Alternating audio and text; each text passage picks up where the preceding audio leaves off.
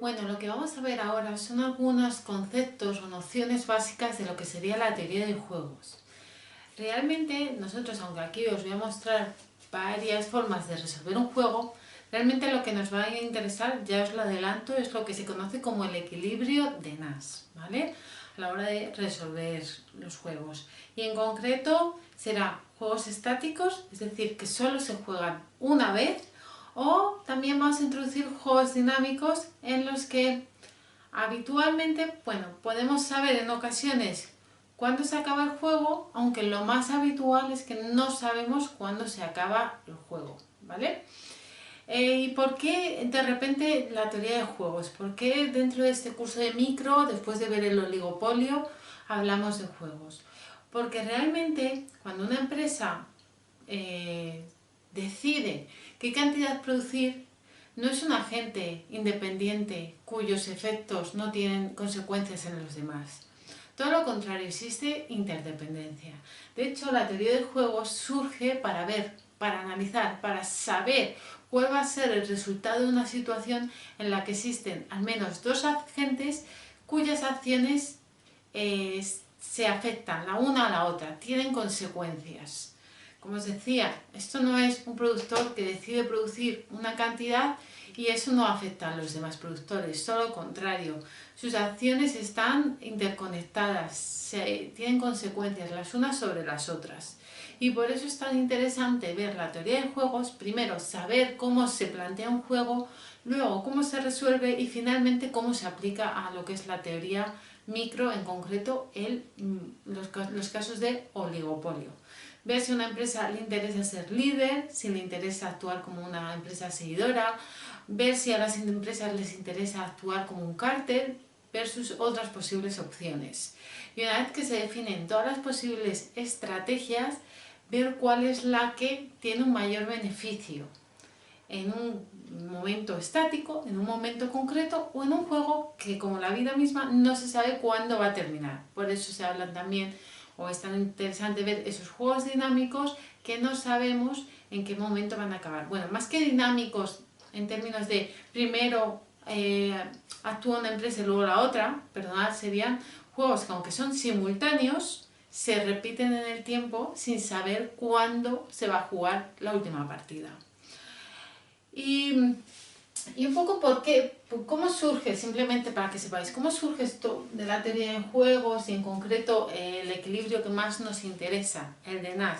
La teoría de juegos, como os he dicho, es para resolver, saber cuál va a ser la solución de una situación en la que al menos dos agentes entran en conflicto y sus posibles decisiones tienen efectos unas sobre las otras. Pues saber cómo va a acabar, ¿no? Es tener un poco esa idea. En concreto, el equilibrio de Nash. ¿Qué es lo que nos estaría diciendo? ¿Por qué es tan bonito o por qué es tan relevante? ¿Y cómo rompe con lo que era la economía más clásica? ¿Y por qué digo eso de la economía más clásica? Bueno, simplemente que sepáis un poco quién es Nash, ¿no? Bueno, de hecho Nash murió no hace mucho, hace un par de años, cosas así, quizá un poco más ya, va pasando el tiempo. Y recuerdo que cuando Nash falleció, justo yo estaba dando el equilibrio de Nash. Y pues bueno, fue pues un momento bonito, ¿no? Recordar, aunque triste, ver cómo, recordaros cómo muchos economistas, o en este caso un matemático, pero que se meten en el mundo de la economía, siguen vivos porque es una ciencia muy joven, ¿no? No así como otras, que más ciencias puras, cuyos pues, científicos, pues muchos de ellos ya fallecieron. Esta ciencia es muy nueva y hace que muchos de sus principales autores sigan vivos. Y Nash estaba vivo hasta hace no mucho, como os decía, y de hecho fallece por un accidente de tráfico. Era mayor, pero no fallece por vejez, sino por desgraciadamente un accidente de tráfico. Comentaros que una persona que realmente su origen es de matemático, tiene el Nobel de Matemáticas no lo consiguió, pero porque no existe, bueno, no sé si sabéis la historia de por qué no existe el Nobel de Matemáticas, bueno, son conjeturas, pero no existe el Nobel de Matemáticas, hay un premio aparte para los matemáticos que Nash lo consiguió. es un matemático que se mete en la economía a través de la elaboración de este equilibrio de Nash. ¿Y qué es lo que nos viene a decir y por qué rompe con esa economía más clásica? Bueno, entiendo por clásica, o me refiero a esa figura que es como el padre de la economía, que es Adam Smith, que tampoco era un economista, porque de hecho en ese momento la ciencia como tal no existía, era un filósofo que dio como resultado, la conclusión final de su análisis era esa mano invisible, ¿verdad?, de él, que estaba en el mercado, que era el mercado, la mano invisible, que hacía que los recursos escasos llegaran a distribuirse de la forma más eficiente sin que un gobierno lo decidiese. ¿Qué decía o cuál era la fuerza que vio Adam Smith que daba resultado a esa mano invisible? Pues era el egoísmo. En el fondo lo que veía Adam Smith era que los agentes eran egoístas y buscando su propio lucro o interés, actuando de una forma o de otra, y milagrosamente llegaban a una solución muy eficiente que era el mercado, siempre y cuando no haya fallos de mercado, ¿no? O sea, Adam Smith nunca dijo que el mercado fuera perfecto, sino que si no había fallos de mercado, el mercado daba la solución más eficiente, que es lo que hemos visto en Competencia Perfecta. Claro, ahí en el fondo lo que estamos viendo o diciendo es eso, el egoísmo humano es lo que prima, y lo que hay que hacer es buscar el interés de uno mismo. Y Adam Smith, bueno, no es debatido exactamente por Nash de forma plena, pero Nash lo matiza. Por eso decimos que como que viene un poco a romper con eso que había dicho Adam Smith. No es que vaya a romper con ello, lo que pasa es que Nash va un paso más allá y dice, sí, es verdad que hay que buscar el interés propio, pero no hay que ser tontos. Vivimos en un mundo en el que mis acciones afectan a los demás y las acciones de los demás me afectan a mí. Y de hecho, en la película que le hicieron, esa mente maravillosa, ¿no? Una mente maravillosa, que me refiero a Nash, nos muestra en un momento cómo él, bueno, nos quieren decir cómo él llega a esa conclusión de forma rápida pues en un bar, ¿no? Es un grupo de chicos que han ido a un bar, quieren ligar, ¿no? Lo típico, y hay una chica como muy despampanante, rubia, que nos diría ahí nuestro amigo Adam Smith, bueno, no seas tonto, vete a por la rubia. Pero ¿qué es lo que dice Adam Smith, Nash en ese caso? No vayamos a por la rubia. Yo no voy a ir a por la rubia. ¿Por qué? Porque sé que todos mis amigos van a ir a por la rubia. Al final, la rubia va a pasar de todos y sus amigas tampoco nos van a querer hacer caso porque ya seremos el segundo plato. Así que me adelanto, me anticipo y buscando también mi interés. En el fondo, no deja de ser buscar mi propio interés, como decía Adam Smith. O sea, no es que se contradigan, lo que pasa es que vas un paso más allá. No soy tonto, sé lo que van a hacer los demás, así que me adelanto. Y para al menos estar con una chica, no voy a ir a por la rubia, voy a ir a por su amiga o su mejor amiga, o sea, su amiga.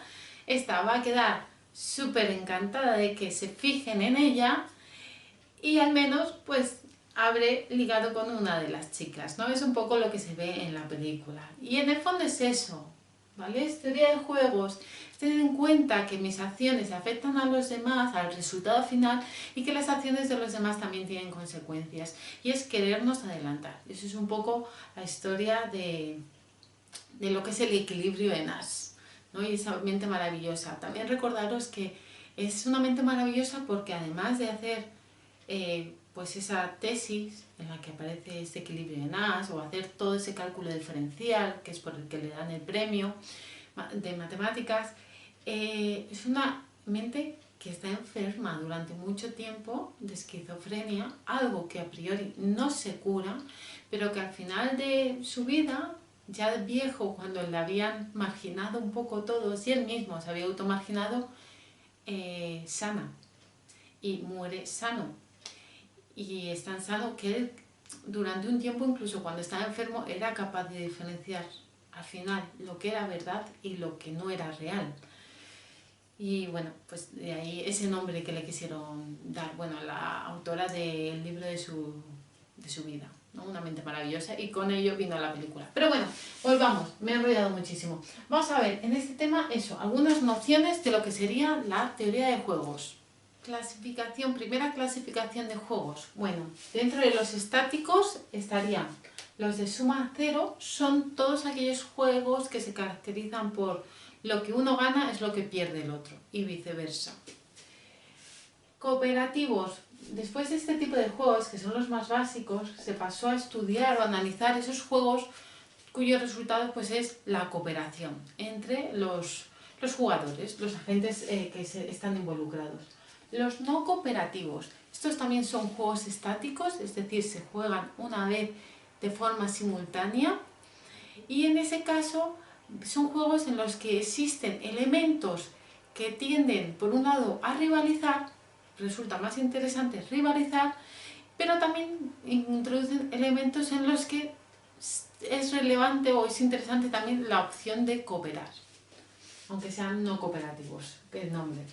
Dinámicos es cuando no se juegan a la vez de forma simultánea, sino que primero juega un jugador y el otro, después de ver lo que ha hecho el jugador 1, por ejemplo, decide y juega a continuación, toma otra decisión. Son dinámicos, ¿vale? Los juegos también, pues eso, como os decía, se pueden jugar solo una vez o se pueden jugar un número repetido de veces o un número indeterminado de veces. Ahora vamos a ver los elementos que están detrás de cada juego. El primero de ellos, lógicamente, los jugadores. Nosotros siempre vamos a contar con 2 jugadores. No vamos a tener más, complicaría el juego sin tampoco ser necesario. Con el resultado que nos dé, esto ya es una intuición clara para saber el caso en el que hubiese más jugadores, ¿vale? Así que, aunque pueda haber varios, más de 2, nosotros siempre lo vamos a hacer con ese mínimo de 2. Acciones. Son todos los posibles actos o decisiones que puede tomar cada uno de los jugadores. Pues, por ejemplo, cooperar o no cooperar. Puedo cooperar con mi rival o no cooperar. Esas son 2 acciones. El otro también tendrá las equivalentes, ¿no? En ese ejemplo. Siempre, lógicamente, se va a elegir la acción que más me convenga, que me dé un mayor beneficio, un mayor pago, que será otro de los elementos que ya veremos. ¿Qué es entonces una estrategia? Porque es como similar, ¿no? Una acción es lo que hago, ¿no? Y la estrategia pues también. ¿Qué es lo que lo diferencia? En el fondo una estrategia es saber qué acción voy a tomar en cada momento. Por ejemplo, si el otro hace cooperar, mi estrategia es lo que sea, pues cooperar o no cooperar. Si el otro es saber lo que voy a hacer en cada caso, dado que tengo 2 posibles acciones, cooperar o no cooperar, la estrategia es saber cuál de las 2 voy a hacer, cuál de las 2 opciones llevaré a cabo, dependiendo de lo que haga el otro o de la información que yo tenga acerca de los pagos del otro, por ejemplo. Otro elemento, lógicamente, como os acabo de mencionar, es esa información. Saber los posibles pagos que yo puedo obtener para cada acción que yo haga, dependiendo de las acciones que el otro agente pueda hacer o llevar a cabo. Y finalmente los pagos, que es lo que yo me llevo por cada resultado posible. Si yo coopero y el otro agente también coopera, habrá un pago distinto a que si yo coopero y el otro no coopera. ¿Vale? Así que veremos que estos son los elementos que siempre se repiten en un juego. Y antes de que se me olvide, también algo común es el equilibrio. No obstante, no todos los juegos tienen un equilibrio, ¿vale? Lo habitual es que lo tengan, y de hecho nosotros resolveremos juegos donde hay un equilibrio, pero no siempre hay un equilibrio. Y todo lo contrario, en ocasiones hay juegos que tienen más de un posible equilibrio. En ese caso, ¿cuál será el equilibrio final? Pues nunca se sabe, nunca se sabrá. No se sabe dónde se va a acabar, cuál será el equilibrio final, y la teoría económica tampoco nos dice cuál de ellos será el equilibrio resultante de un juego. Son múltiples equilibrios, si existen, y puede ser cualquiera de ellos. A la hora de representar un juego tenemos 2 opciones. Por un lado la opción normal o matricial, que sería emplear una matriz, y fijaros, esta sería la distribución. Luego haremos juegos y lo veremos más detenidamente con números, pero que sepáis, por ejemplo, aquí pondríamos jugador 1, las 2 posibles acciones que tiene en este caso, la acción A o la acción B, puedo optar por cualquiera de ellas, hacer una acción o la otra. El jugador 2 estaría aquí, que tiene las mismas opciones o posibles acciones A o B, hacer esa estrategia, bueno, esa acción A o esa estrategia o acción, mejor dicho, B. ¿Y qué es lo que tendremos dentro? Tendremos valores, ¿vale? Aquí he puesto simplemente un P de pago. En concreto, veis que para el caso AA tenemos un P1 y un P2. ¿Qué es ese P1, P2? P1 será un valor y será el valor que obtenga el jugador 1 si hace la estrategia o la acción A y el jugador 2 hace también la acción A. P2 será el pago, es decir, el beneficio en este caso que obtendría el jugador 2 si el jugador 1 hace la acción A y el jugador 2 también hace la acción A.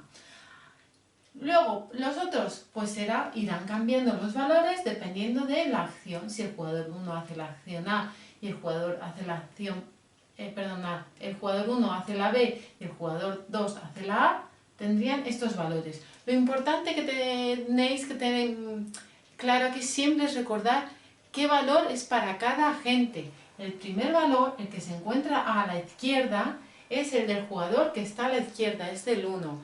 Y el segundo valor es el pago que obtiene el jugador 2, el que está arriba, ¿vale? Así que el de la izquierda es para el jugador que está a la izquierda y el de la derecha es el jugador que está arriba, y son los pagos. Aquí, imaginaros que esto es 5, me lo estoy inventando, 4. Pues, ¿qué sería este 5? Sería el pago que recibiría el jugador 1 si el jugador 1 hace la acción B y el jugador hace también la acción B. Mientras que el valor 4, que es el que he puesto al lado, sería el pago que obtendría el jugador 2 si el jugador 1 hace B y el jugador 2 también hace B, y así sucesivamente, ¿vale? Esa es la forma más habitual de ver un juego, se suelen representar así. También se puede hacer en forma extendida o de árbol. Claro, ¿cuándo se va a usar sobre todo esta forma? Cuando sea un juego dinámico, cuando primero juegue un jugador y una vez que ha tomado una decisión entre las mismas estrategias, ¿vale? A y B, le toque decidir al otro.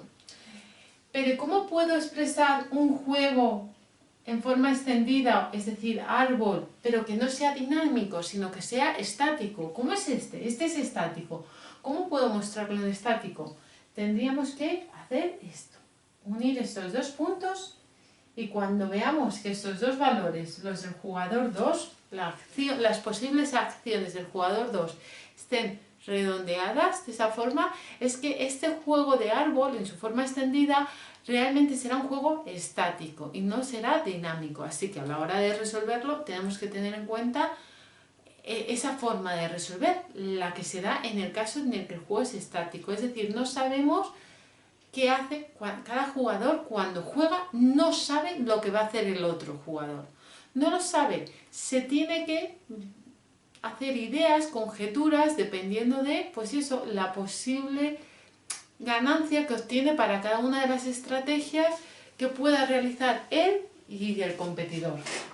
Así que siempre que lo veáis así, es que este juego es estático. Si no hubiese estado el círculo este verde, es que sería dinámico. Es decir, el jugador 1 juega, dice la acción que va a realizar y el otro jugador, conforme ya ha tomado una decisión, tomaría el otra, pero ya viendo.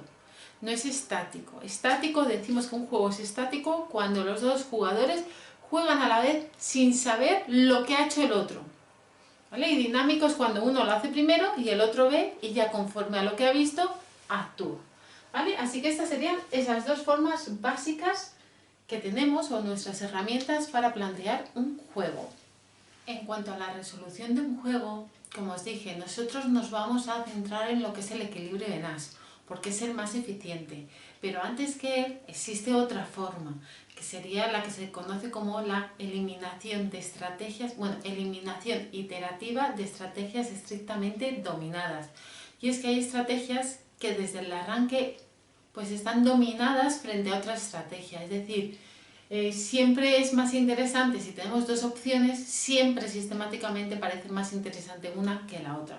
Por eso una domina a la otra. Y ese procedimiento de obtención del beneficio es eliminando esas estrategias que nunca se van a llevar a cabo, porque están dominadas por otras, ¿vale? Pero bueno, eso sería una forma de resolver un juego y obtener un equilibrio, pero el equilibrio de Nash, la estrategia, el razonamiento que está aquí detrás es más potente que el anterior, porque bajo el procedimiento de eliminación iterativa de estrategias estrictamente dominadas, perdón, no siempre se obtiene un equilibrio que sí que se puede encontrar en ocasiones usando Nash. Y además, los equilibrios que se encuentran de esa forma, con la eliminación iterativa de estrategias estrictamente dominadas, coincide siempre con uno de Nash. O sea, si Nash lo encuentra es porque también está en esa otra forma de buscar los equilibrios. Y Nash nos da equilibrios cuando en ocasiones la otra fórmula no nos da una solución de equilibrio. Por eso Nash es tan potente. ¿Y cómo se hace Nash? Bueno, veremos que la solución final de Nash va a ser una situación en la que ambos jugadores se van a encontrar bien, se van a encontrar a gusto y no van a querer cambiar su estrategia, porque si la cambian van a salir perdiendo. Recordad que Nash lo que hace es, a la hora de tomar una decisión, es ponerse en el lugar del otro, ver lo que está viendo el otro, y ya sí, ya no solo con mi información, sino con la otra, cuanto más información siempre es mejor, tomar una decisión, ir decidiendo, y poco a poco el juego se va a ir resolviendo. Bueno, aquí tendríamos lo que es una matriz de pagos, y en concreto vamos a resolverla por lo que sería el equilibrio de Nash. Pero antes de ello quiero mencionaros algunas cosas. Por un lado, recordaros que eran estos valores. Recordad que en cada casilla vamos a tener dos valores. Estarán separados por una coma. Otra cosa, aquí tendremos las posibles acciones o estrategias del consumidor, del jugador 1. Y aquí estarán las del jugador 2. En este caso vemos que el jugador 1 puede optar por hacer la acción A o la acción B, mientras que el jugador 2 podría hacer X, Y o Z. En cuanto a los valores, ¿qué significaba cada uno de ellos? Pues en este caso el 8,11, el 8 se refiere al pago que obtendría el jugador 1, mientras que el 11 sería el pago que obtendría el jugador 2. Este 8 sería el pago que obtendría el jugador 1 si él hace A y el otro jugador hace X, si pasan esas dos cosas. Mientras que en esa situación el jugador 2 obtendría un valor o un pago de 11. Y así sucesivamente. Como os he dicho, vamos a resolverlo por Nash. Realmente existe también otro procedimiento que es previo al de Nash, que es la eliminación iterativa de estrategias estrictamente dominadas. Limitaciones de ese procedimiento, que no siempre nos dice cuál es el equilibrio. De hecho, si lo intentáramos aplicar aquí, creo que no tendríamos ningún equilibrio, mientras que Nash sí que nos va a encontrar algún equilibrio. Es decir, ese procedimiento, aunque en ocasiones es válido, no siempre es así porque no siempre encuentra un equilibrio. En cuanto al equilibrio que se encuentra con ese procedimiento, Nash siempre lo va a encontrar. Así que Nash es más completo, dado que encuentra todos los equilibrios que se conocen a través de la eliminación de estrategias estrictamente dominadas, o la eliminación iterativa de estrategias estrictamente dominadas, y adicionalmente puede encontrar más equilibrios. Por eso es tan bueno y tan eficiente. ¿Cómo es ese procedimiento de eliminación iterativa de estrategias estrictamente dominadas? Lo que se encuentra en esos casos es que para uno de los jugadores hay una estrategia que es peor sistemáticamente que las demás. Es decir, nunca hará esa acción y directamente se tacha. En este caso no es así, porque fijaros, si comparamos las dos posibles estrategias que puede tener el jugador 1, es A y B, vamos a ver que en ocasiones le va a resultar más beneficioso una y en otras la otra. Fijaros, la acción B, en este caso, cuando el jugador 2 hace X, le resulta más interesante, dado que 9, que es el pago que obtiene el jugador 1, es mayor que 8, que es el otro posible pago que obtiene el jugador 1. 9 es mayor que 8, así que parecería más interesante la B. Aquí 9 es superior a 6, así que seguiría siendo más interesante la opción B. Sin embargo, aquí 10 es superior a 0. Si en lugar de tener aquí un 0, hubiésemos tenido un 10 y aquí hubiese estado el 0, el jugador 1 nunca hubiese hecho la estrategia A. ¿Por qué? Porque para cualquier posible acción del jugador 2, la B siempre era mejor. Aquí sería 9 frente a 8, 9 frente a 6 y en ese hipotético caso que os había planteado yo sería 10 frente a 0. Así que directamente tacharíamos eso y seguiríamos viendo cuál es la estrategia más interesante ahora ya para el jugador 2, ¿no? Ese sería el procedimiento de la eliminación iterativa de estrategias estrictamente dominadas. Se van quitando esas filas o columnas que corresponden a estrategias que nunca van a ser interesantes y conforme a ello se va resolviendo. Pero como os he dicho, ese no es el procedimiento que vamos a seguir, simplemente quería que lo supierais, que existe y en qué se basa, al menos un poco. Lo que vamos a hacer ahora es NAS. Lo bueno de NAS es que además, bueno, nos va a encontrar esos mismos equilibrios que encontraríamos en estrategias dominadas bajo ese procedimiento y algunos más. Y además son equilibrios en los que ambos agentes se encuentran bien, no van a querer cambiar. O sea, una vez que llegan a esa situación, a esa combinación de estrategias, no hay incentivos para cambiar de situación. ¿Qué más podemos ver cuando resolvamos cualquier equilibrio? No sé si ya os lo mencionaba justo antes, y es el hecho de que puede haber más de un equilibrio. ¿Eso significa que uno es mejor que otro, que vamos a llegar a un equilibrio antes que otro? No. Puede haber juegos donde no haya ningún equilibrio y puede haber juegos en los que haya uno o más de uno, pero en esos casos no sabremos cuál va a ser el resultado final. Aún no existe nada por parte de la teoría económica que nos diga cuál va a ser realmente el equilibrio final en el caso de haber múltiples. Cualquiera de ellos es válido. Bueno, ¿cómo se resuelve por NAS? Como os he dicho, es una situación en la que ambos jugadores van a estar conformes. Lo que vamos a ir haciendo es analizando qué pasa, o sea, en sí lo que hace NAS es ponerse en el lugar del otro, ¿no? Como decíamos, NAS no es esa gente egoísta que solo piensa en su interés sin tener en cuenta que hay un entorno, va un poco más allá. Se da cuenta que hay un entorno, entonces siempre va a ponerse primero en el lugar del otro antes de tomar una decisión. Así que, por ejemplo, ¿cómo resolvería NAS? Si NAS fuera el jugador 1, diría, bueno, yo jugador 1. Bueno, si fuera el jugador 1, sí, diría, bueno, ¿qué puede hacer el jugador 2? El jugador 2 puede hacer X, Y Z. Si el jugador 2 hace X, ¿qué me interesaría a mí? Si el jugador 2 hiciera X, yo, jugador 1, preferiría y tengo que ver los posibles pagos. Puedo hacer la estrategia A o B y puedo obtener, si hago A, obtendría un 8, si hago B, obtendría un 9.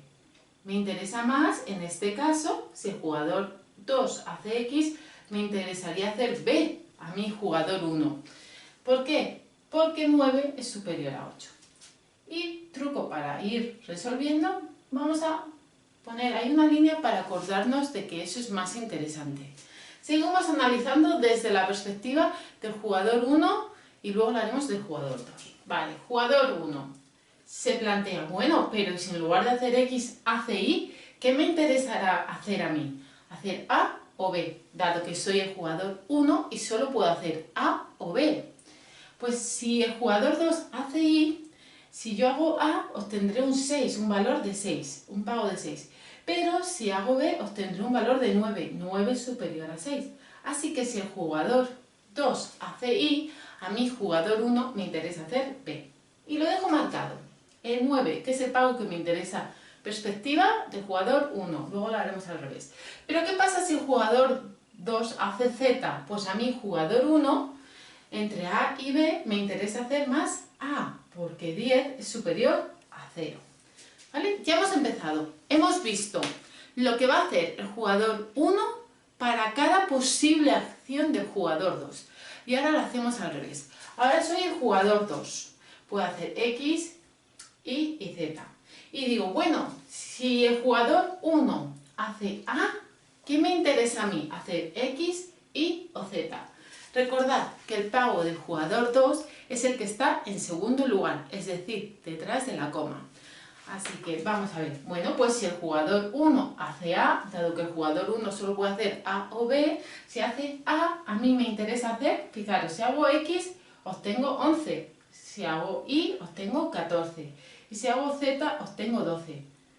El valor mayor es este, porque suponemos que son pagos positivos, es decir, beneficios. Así que si el jugador 1 hiciera A mí lo que me interesaría es hacer Y, dado que ahora estoy analizando el juego desde la perspectiva del jugador 2. Si el jugador 1 hace B, es decir, me estoy poniendo en el lugar de que haga eso el otro jugador. Si el jugador 1 hiciera B, a mí lo que me interesaría sería, fijaros, es hacer X. Dado que si hago X, obtengo 10. Si hago Y, obtengo 3. Y si hago Z, obtengo 9. ¿Qué es lo que más me interesa? Pues hacer X. Fijaros que aquí ya me coinciden los dos valores, están marcados. Este es el equilibrio de Nash. Y vamos a ver que los dos están conformes. Por ejemplo, si el jugador 1 hace B, lo acabamos de decir, al jugador 2 lo que le interesa es hacer X. Si el jugador 2 hace X, lo que le interesa al jugador 1, habíamos dicho que 9 frente a 8 era más interesante el 9, le interesa hacer la B. Así que ambos están conformes. Si el jugador 1 hace B, el jugador 2 va a hacer X. ¿Vale? Ese sería un equilibrio de Nash. En este caso solo tenemos uno. Ahora vamos a hacer algún ejemplo más. Aquí tenemos otro ejemplo, pero antes de empezar, mencionaros una cosa. Antes hemos empezado viendo la perspectiva de un jugador, no recuerdo si era el 1 o el 2, y luego lo hemos hecho al revés. Da igual empezar con ver qué va a hacer el jugador 1 si el otro hace la estrategia que sea, o ver qué va a hacer el jugador 2 si el jugador 1 va a hacer la estrategia que sea. ¿Vale? Da igual empezar por uno o por otro, porque con Nash es un equilibrio simétrico, ambos están conformes con ese resultado, así que van a acabar ahí. ¿Vale? Bueno, en este caso, vamos a suponer que el jugador 1, bueno, vamos a analizar ahora desde la perspectiva del jugador 2. Bueno, si el jugador 1 hace A, el jugador 2 podrá hacer pues, las dos posibles estrategias que tiene, ¿no? X o Y. Si hace X, obtiene un pago de 11. Si hace Y, obtiene un pago de 14. Así que lo que hará es 14. Hará Y, perdonad. 14 será el pago. Eso es importante. Este fallo que he tenido yo es muy común. A veces decimos, bueno, pues hace 14. Realmente no hace un valor. Ese es el pago que obtiene por una acción. La acción que hace es Y, ¿vale? Así que si os pido el resultado de Nash o el equilibrio de Nash, me tenéis que decir las acciones. Pues si es AX, pues es AX. Y luego a continuación indicar los pagos que percibe cada uno de los jugadores. ¿Vale? A ver, si el individuo 1, el jugador 1, hiciera B, en ese caso, ¿qué le interesaría hacer al jugador 2 entre X o Y? Pues fijaros que preferiría hacer X. Y ahora al revés, le damos la vuelta. Ahora vamos a ver qué haría el jugador 1 para las posibles estrategias del jugador 2. Hemos empezado así, se podría haber empezado, hemos empezado con el otro, pero podríamos haber empezado con este análisis, ¿da? Igual como os he dicho. Bueno, si el jugador 2 hace X, fijaros, el jugador 1 estaría indiferente entre hacer A o B, dado que en ambos casos el pago es 9. Si el jugador 2 hiciera Y, lo que más le interesaría al jugador 1 sería hacer B, dado que 10 es superior a 6. Equilibrio de Nash. Tendríamos este equilibrio de Nash. El jugador 1 haría la estrategia P, mientras que el jugador 2 haría la estrategia X, esa sería la forma correcta de decirlo, donde el jugador 1 obtendría un pago de 9, mientras que el jugador 2 obtendría un pago de 10. ¿Vale? Nosotros, estos son equilibrios perfectos en subjuegos, no son equilibrios de estrategias mixtas.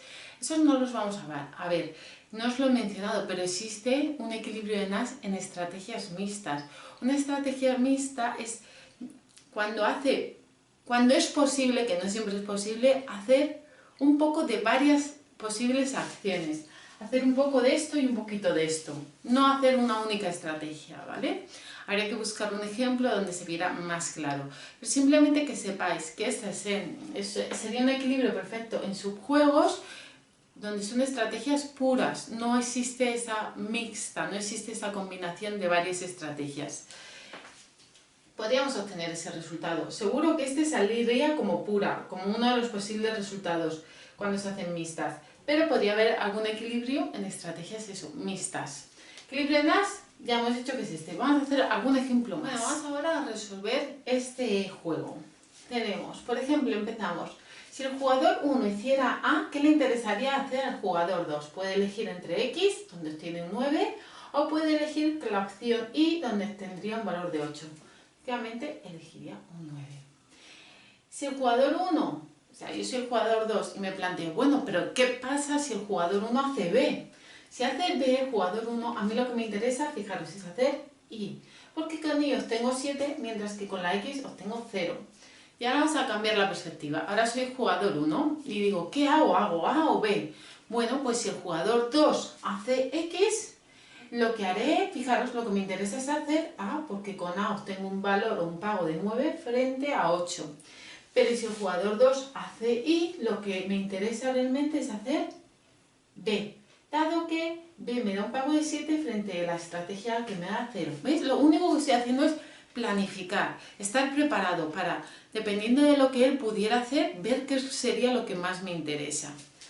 Ahora aquí nos encontramos dos equilibrios de NAS. Alguien podría decir, no, solo es este. No, realmente son los dos. Podría darse el caso de que este hiciera B y este hiciera Y, o de que este hiciera A y este hiciera X.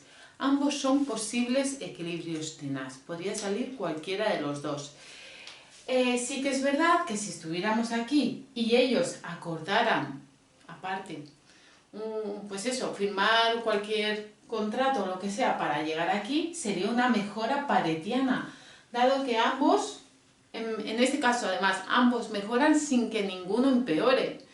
Y eso siempre es una mejora paretiana, pero a priori no podemos decir cuál será la solución final, cuál de los dos equilibrios es al que llegaremos. Ahora vamos a ver de repaso algunos de los juegos más típicos. Todos tienen una historia. Lo interesante no es en sí esa historia, bueno, la historia nos sirve un poco para recordarlos. Lo interesante es que son juegos que se suelen dar en la realidad en otros contextos distintos a los que nos dan esas historias que están detrás de ellos. Pero lo interesante sería, pues eso, intentar ver cuando en la realidad se está dando uno de ellos, aunque no sean prisioneros o aunque no sea un juego de dos chavales contra un acantilado y un coche, ¿no? Sino saber en cada caso, en la vida real, cómo esos juegos se trasladan, ¿no? El más famoso, ya os he dicho lo del prisionero, es el dilema del prisionero. Es un tipo de juego que se ve en muchas ocasiones en la vida real. Aquí se plantea con dos presos, ahora lo veremos, pero no solo está ese, está el de la guerra de los sexos, pues eso, el juego de gallina, y es sobre todo para que tengáis cierta cultura a la hora de pues, identificar esos juegos cuando los oigáis en la prensa o en cualquier sitio. Aquí tendríamos el juego de gallina. En sí, como os decía, no es importante la historia tanto que os voy a contar como que seáis capaces de identificar este tipo de juego en la realidad. ¿Cuál es este juego? Bueno, lo tenéis un poco en el PDF que viene con esta introducción a la teoría de juegos, y en él nos cuentan que hay dos chicos que, pues eso, quieren jugar, pasárselo bien, pero compitiendo. ¿En qué consiste el juego? El juego consiste en cada uno de ellos se mete dentro de un coche y van directos hacia un acantilado. Pierde el que frena, por eso es el juego de gallina, ¿no? El que es un gallina y frena, pues pierde, y gana el que frena más tarde. ¿Cómo se recoge esto, ese juego, esa competición en una matriz de pagos? Bueno, aquí les hemos dado valores, podrían haber sido cualquiera, y lo que vemos es dos posibles acciones para cada uno de ellos: cooperar, no cooperar, cooperar, no cooperar. Está expresado de forma general, pero podría ser, por ejemplo, frenar, frenar, no frenar, no frenar. Cooperar, cooperar, frenar, frenar, es que los dos deciden frenar a la vez. En ese caso siguen vivos, no está mal, es un pago positivo. Otra opción es que, por ejemplo, el jugador 1 no frena, frena más tarde, mientras que el jugador 2 coopera frenando pronto. En ese caso, el que sale beneficiado es el que, pues eso, frena más tarde, con vida y gana. Su satisfacción, 5, está por encima de 4. ¿Por qué? Porque gana el juego, ¿vale? Está bien vivir, pero está mucho mejor, además de vivir, ganar el juego. El otro, en cambio, sufre la humillación de haber perdido el juego, ¿no? Este sería el pago del jugador 2, que ha cooperado frenando pronto, mientras que el otro ha frenado más tarde. Bueno, está con vida, pero está muy debajo. Lo contrario lo encontramos aquí, cuando el que coopera es el jugador 1 y el que no coopera es el jugador 2. ¿Qué tendríamos aquí? Los pagos cuando ambos no cooperan, es decir, ninguno frena. ¿Qué pasa ahí? Es el peor de los pagos. Es la muerte, ¿vale? Ambos mueren, fallecen o se quedan heridos. Por eso este -2 es más intenso que este -1. Este era el pago de la humillación de perder, mientras que este es perder la vida, ¿vale? Esto lo podéis ver en otros contextos distintos. Eso es lo interesante, ¿vale? Aunque está curiosa la historia, pero lo interesante sería eso. Bueno, vamos a ver en este caso cuál sería el equilibrio de NAS. Si este coopera, el otro se tiene que plantear qué hacer. Es decir, estoy desde la perspectiva, por ejemplo, del jugador 2. ¿Qué hago? ¿Coopero o no? Bueno, si sé que el jugador 1 coopera, si el jugador 1 opta por esa estrategia, lo que más me interesa a mí es no cooperar, dado que 5 es superior a 4. Si el jugador 1, en cambio, decidiera no cooperar, lo que me interesa a mí es cooperar. Prefiero estar vivo. Prefiero el -1 al -2. Prefiero estar vivo a morir. Ahora hago el otro análisis. Soy el jugador 2 y digo, ¿qué hago? ¿Coopero o no coopero? Bueno, tengo que ver qué posibles acciones puede tener el jugador. Bueno, soy el jugador 1, perdonad, ¿qué posibles acciones puede tener el jugador 2? Y en cada caso elijo. Si el jugador 2 decide cooperar, ¿qué es lo que me interesa a mí? Fijaros, 4 tenemos aquí, 5 tenemos aquí, lo que me interesa es no cooperar. Pero si el jugador 2 decidiera no cooperar, ¿qué me interesa a mí, jugador 1, cooperar o no cooperar? Pues veo que el -1 está mejor que el -2, así que cooperaría. Este tipo de juegos, el resultado que me va a dar es que uno de los dos va a frenar antes que el otro. Uno no va a cooperar, pero el otro sí. No sabemos quién va a ser el que coopere y quién no, si el jugador 1 o el jugador 2, porque me han salido los dos posibles casos. Hay dos equilibrios de NAS. No sé cuál se va a dar, si el jugador 1 es el que no frena mientras que el jugador 2 frena, o al revés, pero sé que este tipo de juegos va a tener ese tipo de soluciones, en las que uno coopera y el otro no. Es decir, uno va a frenar, porque da mucho miedo enfrentarse al precipicio. Bueno, aquí tenemos otro de los juegos más conocidos, que es la batalla de los sexos. La historia que estaría detrás es una pareja. Supongamos que el jugador 2 es el chico, el jugador 1 es la chica, que tienen delante de ellos las vacaciones. La duda es, ¿qué hacemos? ¿Playa o montaña? Solo pueden elegir una de las dos opciones. En este caso lo que vamos a ver es que un jugador tiene una preferencia por lo que es la montaña, el jugador 2 en concreto, vamos a ver que lo que más le gusta es la montaña y se va a ir viendo un poco en el juego, ¿vale? Mientras que el jugador 1 prefiere la playa. No obstante, vamos a ver el resultado final de este juego, que no es un juego muy competitivo. Aunque cada uno tiene sus preferencias, vamos a ver que prefieren estar con el otro, ¿no? Pero bueno, ese es el resultado final. Fijaros, vamos a volver con el análisis de siempre. Soy el jugador 2, por ejemplo, ¿no? Si el jugador, y me tengo que poner como siempre en el caso del jugador 1, si hace una cosa o hace otra. Si el jugador 1, que es ella, decide hacer playa, irse a la playa, o ese es el plan que ella quiere, los pagos que yo puedo obtener son, dependiendo de si hago playa o hago montaña, si hago playa obtendré un pago de 3. Sin embargo, si me voy yo solo a la montaña, mi satisfacción está cuantificada como 2. ¿Qué preferiré? Pues aunque a mí me guste más la montaña, prefiero irme a la playa. Si mi compañera quiere montaña o opta por montaña, ¿qué me interesará a mí? Pues por supuesto la montaña. Fijaros, 4 es mucho mayor a 1, porque habíamos dicho que este jugador, sus pagos, si nos fijamos bien, están hechos para mostrarnos que lo que más le gusta es la montaña. Jugador 1, ¿vale? Ahora el jugador 1 tiene que decidir entre playa o montaña. Para una de las posibles estrategias del jugador 2, como decíamos. Bueno, si el jugador 2 hace playa, este está encantado, porque habíamos dicho que era lo que más le gustaba. Fijaros, 4 es muy superior a 1, porque lo que está pasando es que a este jugador le gusta más la playa. Si el otro hace montaña, pues este puede hacer playa o montaña. Fijaros, si se va a la playa, bueno, tiene un pago positivo, pero es que no quiere ir a la playa solo. Lo que nos está mostrando es que si este va a la montaña, este también hará montaña. No obstante, su plan ideal era la playa. Como os decía, en cierta medida se ven los gustos de cada uno. ¿Y por qué lo sabemos? Porque el jugador 1 está más feliz cuando el jugador 2 va a la playa, coinciden, que cuando ambos van a la montaña. Aquí el jugador 1 solo tiene un pago de 3 frente a aquí que es de 4. En sí, ¿cuáles son los equilibrios? O los dos a la playa o los dos a la montaña. Como os decía, este es un juego competitivo, pero no del todo. Ambos tienen sus preferencias, pero lo que prefieren siempre es ir con la otra pareja. Porque aunque sea una batalla de sexos, es una pareja, digamos que enamorada.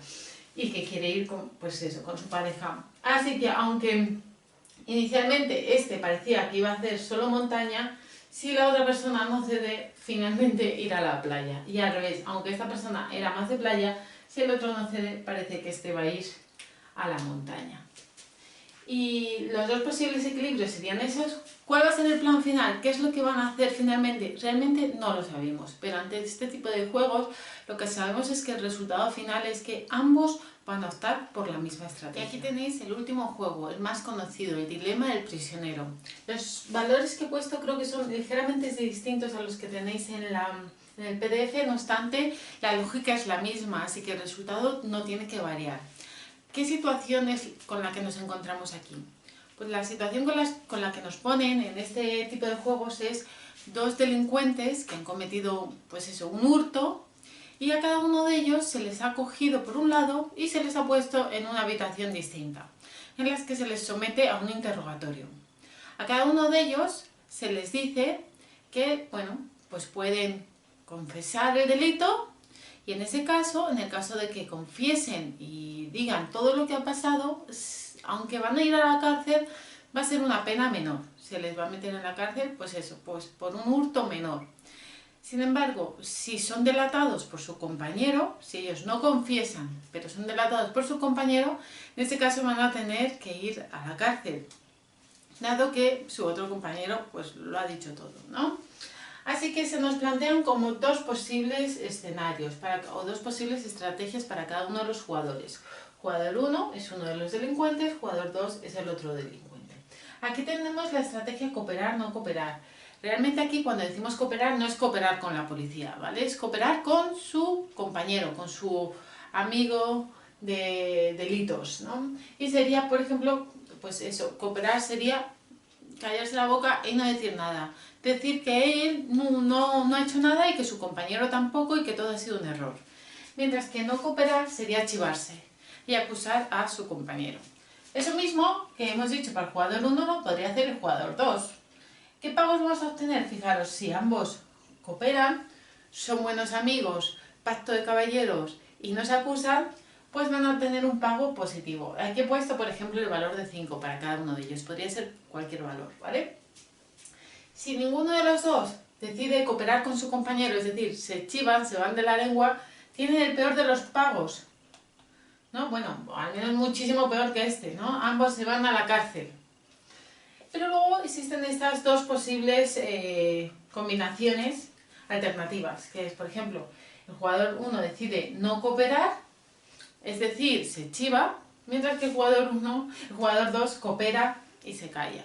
¿Qué pagos he puesto aquí? ¿Qué lógica tiene? Bueno, pues si yo no coopero, lo que estoy haciendo es decirle a la policía, o sea, no estoy cooperando con mi compañero, lo que estoy haciendo es decirle a la policía pues que realmente se ha cometido el delito, confieso, acuso a mi compañero, a mi amigo, y al final la policía como premio pues es eso, me va a dejar suelto enseguida, en poco tiempo, así que Salgo súper bien.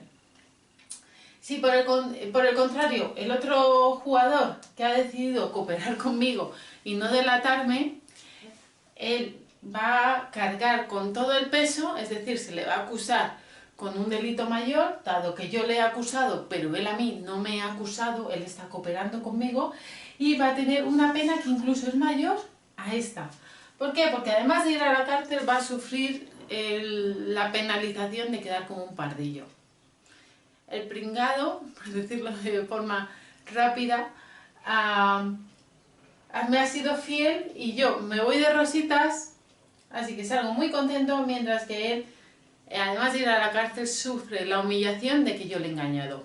Y aquí tendríamos justo lo contrario, ¿vale? Como os decía, no es estrictamente importante saber qué valor es cada uno, si es un 5, un 7, tal. Puede cambiar en la realidad. De hecho, esto que hemos metido en una cárcel se puede dar en otros contextos. Lo interesante es esa relación, cómo ver que si los dos cooperan es algo bueno, cooperar entre ellos es algo bueno, si ambos deciden no cooperar es algo malo para ambos, y luego existen estas asimetrías, donde el que no coopera cuando el otro sí coopera sale incluso mejor que cuando ambos cooperan. O que el que coopera cuando el otro no coopera sale incluso peor porque es un pardillo frente a una situación en la que ninguno de ellos coopera con su compañero, es decir, ambos se chivan y van a la cárcel. Vamos a resolver este juego. Antes de empezar, si os liáis con lo de coopera, no coopera, que es la forma habitual en la que se pone, podéis poner, por ejemplo, cooperar es no confiesa, y no cooperar sería confiesa a la policía, ¿vale? Por si os resulta más sencillo. En el fondo es todo un poco igual. Vamos a ver, entonces, vamos a resolver por más. Pues si soy el jugador 2, puedo cooperar con mi compañero y callarme, no confesar, o no cooperar y largarlo todo. ¿Qué me va a interesar? Bueno, pues yo me pongo en el caso del otro. Si el otro cooperara conmigo, ¿qué sería lo más interesante para mí? Pues si coopero con él me llevo 5. Pero si no coopero, incluso estoy mejor. Porque el otro es un pringao. El otro está cooperando, así que no me está delatando. Yo no estoy cooperando con él. Y la policía lo que va a hacer es, como yo no soy delincuente, nadie me ha acusado, ha sido el otro el culpable, yo lo digo así, yo no estoy cooperando con él, le acuso, pues por daños y perjuicios encima me llevo un valor extra, 7. Sería esa la opción. Pero me tengo que poner en el lugar de, pero si en lugar de cooperar decide no cooperar, ¿qué haría yo? Si él decide no cooperar, a mi jugador 2 lo que me interesaría sería, fijaros, menos 5, no cooperar. Porque menos 5 es mejor que menos 6. Y ahora al revés, soy el jugador 1. ¿Qué hago? ¿Coopero o no coopero? Pues tengo que analizarlo para cada una de las estrategias del jugador 2. Si el jugador 2 decidiera cooperar, lo que a mí más me interesaría sería no cooperar. Él quedaría como un pardillo y a mí la policía me tendría que pedir hasta perdón. Porque yo no he sido culpable. Pero ¿qué pasaría si el jugador 2 decidiera no cooperar? ¿Qué me interesaría a mí en ese caso? Si él decide no cooperar, lo que más me interesa a mí es no cooperar. No voy a ser un pringado, porque menos 6 es ser un pringado. Él no está cooperando conmigo y yo sí con él. No, yo tampoco coopero con él. Resultado y equilibrio de Nash. Ninguno de ellos coopera con su compañero, es decir, ambos se van de la lengua y confiesan el crimen. Por eso, ante este juego, que es un juego estático en el que ninguno de los dos sabe qué está contestando el otro, es decir, un preso iba a una celda, no se llama, bueno, pues a una habitación para dar declaración y el otro en otra distinta.